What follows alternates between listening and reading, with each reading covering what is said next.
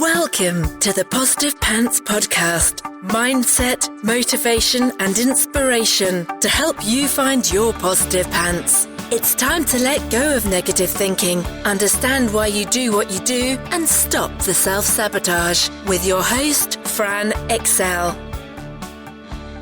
Welcome to the show. As always, it's Fran Excel, your resident subconscious success mentor, helping you find your very own pair of positive pants so you can get out of your own way and live a life that you love. If you want to stop self-sabotaging your own success and let go of the stress, then you are in the right place, my friend. Make sure you download your free Stressed to Success guided meditation at bit.ly/stress to success as my little gift to you just for being here. Please do subscribe, share and review. It really, really helps people that need to hear this message find us, and I so appreciate it.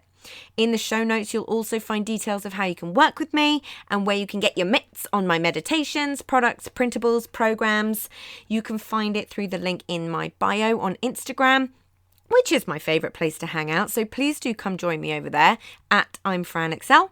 Tag me in your takeaways, slide into my DMs. I'm here for it. So that's the formalities over, my love. So let's jump to the content. So following on from last week's what you didn't realise you learned in school. This week, I'm talking about what you should have been taught in school. Because if you had been, you wouldn't be beating yourself up for some of the things that you struggle with now. One of my biggest passions is helping people get out of that self-blame, self-shame cycle, that need and habit of beating ourselves up. I've been there. It's not pretty.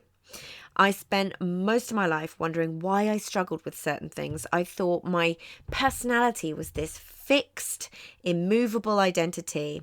I didn't understand that so much of my personality was built around protection mechanisms that I'd learned along the way from other people and my own experiences.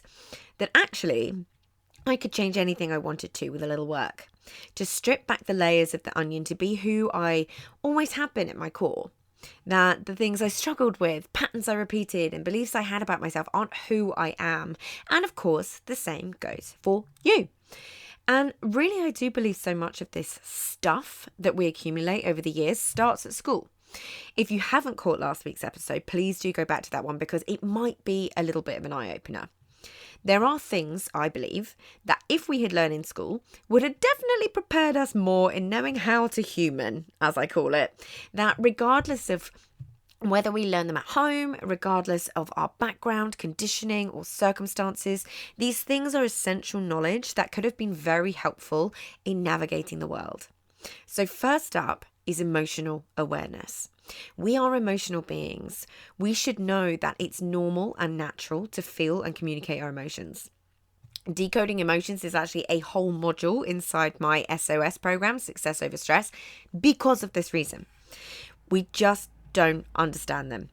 When you break them down, you have more power over their power. So they stop ruling your life and your behavior. When you can feel them in the moment and know it's okay, rather than judge yourself for them, to allow yourself to be curious of them. How different is that experience versus what the majority of us do, which is suppression, denial, numbing behaviors? We aren't taught the consequences of doing that, and there are many. Emotions get stuck in our body and cause all sorts of issues. That energy needs to discharge, which is another thing I think should be taught in school too, how to process big emotions. So many clients, and I struggle with this myself sometimes too, are disconnected from our feelings. We find it hard to even name them, let alone understand why they might be there or question them. Yeah. How to handle relationships is the next one. Oh my goodness. I've healed a lot of things in my life, but healing in relationships is the ultimate. Imagine if we were taught attachment theory. If I'd known in my teens and 20s what I know now, I would have saved myself so much heartache. I would have understood why I was attracting certain types of guys. I would have known that, yes, they were avoidant buttheads, but I would have been able to look at myself and say, hang on, where's my responsibility here? And realize I was attracted to them because I was avoidant myself. Yeah. Relationships, to be fair, deserve an entire episode or 20 to themselves. But a lot of that is because we don't understand how to operate in them. We follow what other people in our lives have taught us unconsciously, that we've modeled unconsciously, that we've seen, right? Next one, financial management is a big one. I know it changes all the time, so it's difficult, but knowing things like where to look for current legislation and changes on its own would have been great. Yeah, teaching about bills, tax, money in general, making it okay to talk about, understanding money stories, understanding investing. It's actually a hell of a lot easier to teach kids investing than it is for adults. As our adults, our emotions cloud our decisions and self-doubt creeps in. Yeah, there are people teaching this to kids now, outside of school if you seek it. And it's amazing to see. So emotional regulation is the next thing. Understanding our emotions is one thing, but how to regulate them is another. Self-regulation and co-regulation, this is one of the top 3 superpowers I believe every entrepreneur needs. When you can regulate your emotions, you have so much more control over your behavior and the ability to operate from the parts of the brain that you need to be able to do what you need to do. Things like journaling, meditation, EFT, yoga, breathing techniques, just knowing that this stuff is available. Can you imagine as an adult knowing this in advance?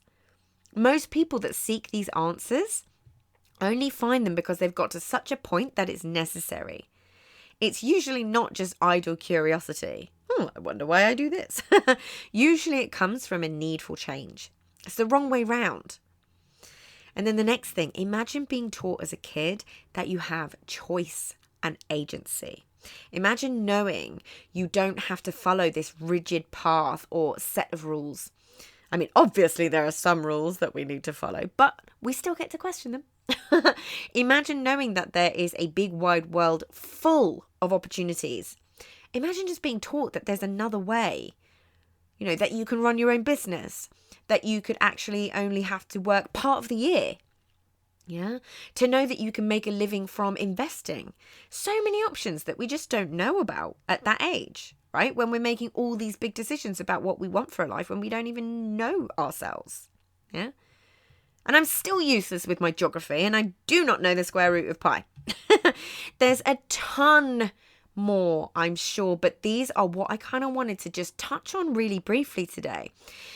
This isn't about judgment of others or how unfair it is or anything like that. My aim is to kind of help you understand yourself more, your behavior, your conditioning, to not judge yourself for not knowing things you know now because you had to seek the answers for yourself.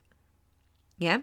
You can't berate or judge the previous version of you who didn't have this information.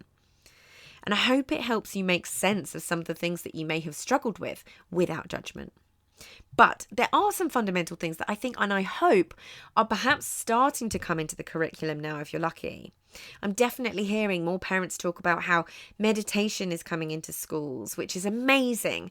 I'm hearing more about kids doing yoga and journaling too in school. And I'm pretty sure that some EFT, which is emotional freedom technique, is coming into it as well. So knowing that most of this stuff is not something you were taught, how can you beat yourself up for not knowing it? Yeah. How can you beat yourself up for your body and your nervous system, your brain finding adaptive patterns to cope when it didn't have this information? It makes total sense why we would self-blame and self-shame ourselves and get frustrated with ourselves.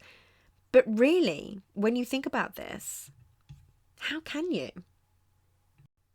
So if you got value from this and you know in your gut that now is the time to step up and start rewiring your thinking and start changing things for yourself, then book in a free discovery call so we can work out what needs to happen to get you from where you're at right now to the action-taking success you know you can be.